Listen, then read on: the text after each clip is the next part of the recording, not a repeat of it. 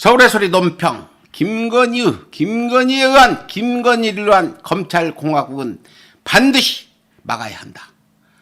공간 쇼핑부터 피플스하우스까지 김건희 국정농단은 이미 시작되었다. 국힘이 검찰 정상화법 중재안에 적극적인 태도를 보이며 여당인 더불어민주당과 합의했음에도 불구하고 피의자 한동훈이 반대 입장을 표명하자마자 중재안 재협상을 요구하며 검찰 정상화법 처리에 제동을 걸고 있어 이 또한 주가 조작 피의자 김건희의 작품이 아닌가 하는 의혹이 빗발치고 있다. 그도 그럴 것이 피의자 김건희는 이미 대선 전부터 한동훈과 수시로 연락을 주고받았다는 의혹과 함께 주가 조작 사건의 주요 피의자임에도 불구하고 이렇다 할 조사조차 받지 않았다.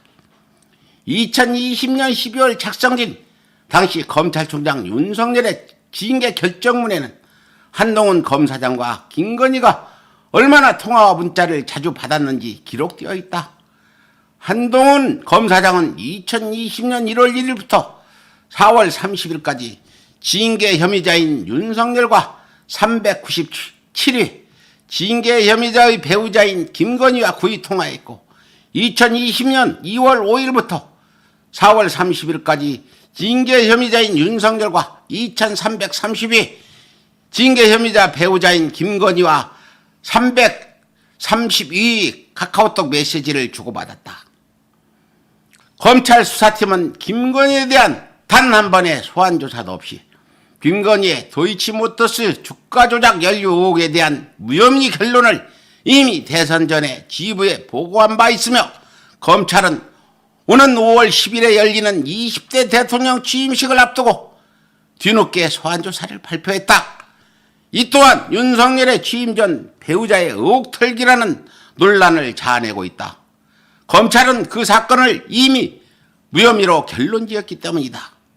검찰과 김건희는 한몸이라는 의혹을 받아왔기에 검찰 정상화법 저지 또한 검찰과 뜻을 같이 한 김건희가 주도적으로 개입했을 것이라는 의혹을 받을 수밖에 없다.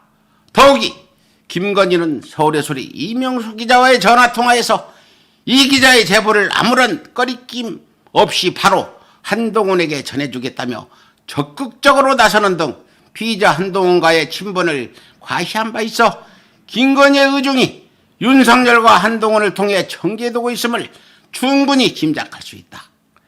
이처럼 김건희가 검찰 정상화법을 무산시키려는 이유는 명약관항하다. 바로 검찰의 수사 권력이 분산되고 힘을 잃게 되면 더는 검찰이 김건희 윤석열의 본부장 비리들을 뭉개며 은닉할 수 없을 뿐더러 앞으로 정적 제거나 부정비리 도모에 검찰 권력을 악용할 수 없기 때문이다. 어떻게 김건희와 양대택 검사의 불륜 의혹이 아무도 모르게 감쪽같이 증발될 수 있었을까? 또 어떻게 유죄를 선고받은 치윤순의 사기 행각과 비리들이 증거가 명백했음에도 불구하고 수년간 은닉될 수 있었을까? 바로 김건희 윤석열과 한몸인 검찰의 작품이었기에 가능한 일이었다. 다시 말해 국가 안위의 핵심 기관인 검찰이 한낱 피의자에 불과한 김건희에 의해 사유화되어 있다는 말이다. 권력의 사유화다. 그런데 더욱 중대한 문제는 불행하게도 피의자 윤석열이 대통령에 당선되면서 앞으로는 검찰뿐만 아니라 대부분의 주요 국가기관이 송두리째 김건희의 수중에 떨어질 수밖에 없다는 것이다. 바로 주가 조작 피의자에 의한 국가의 중대사가 좌지우지 된다는 것이다. 윤석열이 왜 국민들의 반대에도 불구하고 수조원의 혈세를 탕진하며 집무실 용산 이전을 고집하고 있을까? 바로 서울의 소리 녹취록이 여실히 보여주듯 다름 아닌 김건희의 뜻에 따라 이전을 하였다고 볼 수밖에 없다. 공간도 예의는 아니다. 국가의 외교 안보를 책임지고 있는 국방부든 외교부든 가릴 것 없이 김건희가 보고 싫으면 버리고 좋다면 장바구니에 집어담는 이른바 공간 쇼핑을 일삼고 있는 실정이다. 더욱이 용산 집무실의 새로운 명칭은 미국 대통령 관저인 백악관 화이트하우스를 모방해 피플스 하우스라고 지었다. 한간에는 인민의 집이냐 국민의힘이 공산당이냐는 비아냥과 함께 차라리 김건희의 짜집기 논문처럼 유지하우스라 부르는 게 낫겠다는 국민들의 조롱이 빗발치고 있다.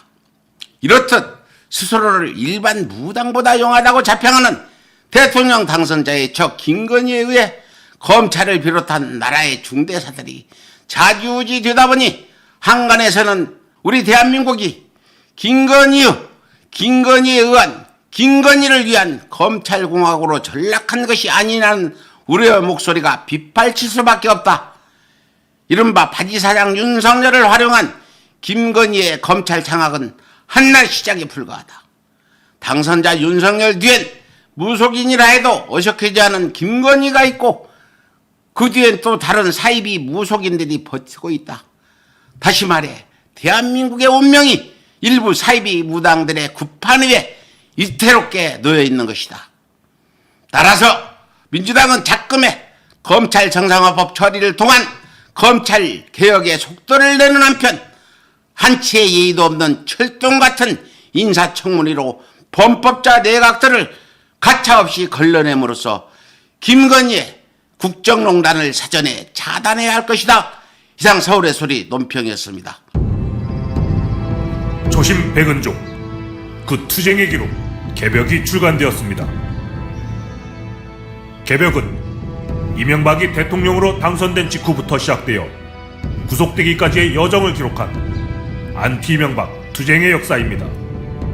노무현 대통령 분향소를 침탈한 천인공노할 사건과 독도 소송을 함께한 이재명의 이야기, 그리고 이명박 독도 발언의 진실이 담겨 있습니다.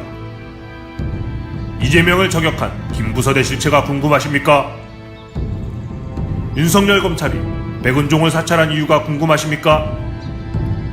개벽에 모든 이야기가 담겨 있습니다. 시민운동가 백은종과 서울의 소리에 힘을 보태주십시오. 여러분의 지지와 성원을 기다립니다. 감사합니다.